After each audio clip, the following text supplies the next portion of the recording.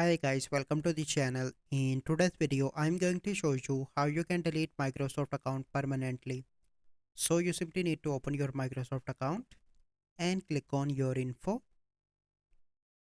So once you are on this page of info, you simply need to scroll down. And once you scroll down, here you can see that close account option. Click on that. So once you are here you can see this information. And here you need to click on continue.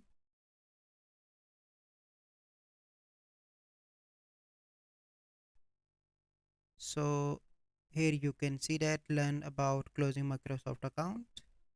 Scroll down and here you can see different options, different detail that you need to go through before continue your account. And here you need to click on continue with closing your account. Here you can see that you will only have 30 days to cancel. And here you can see the all details that is associated, and you can see this option go to close your account below. Click here.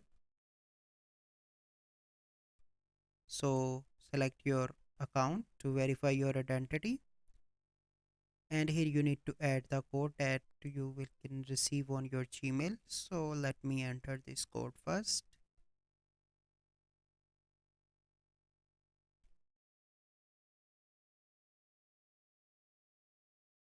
So here is a security code that you need to enter. Copy that, paste that code here. Oh, let me select this again, paste that here, click on verify. Get it now, click here, skip this step,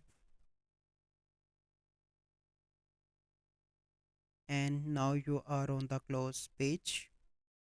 So here you can see that just in case you change your mind, we wait 60 days before we permanently close your account.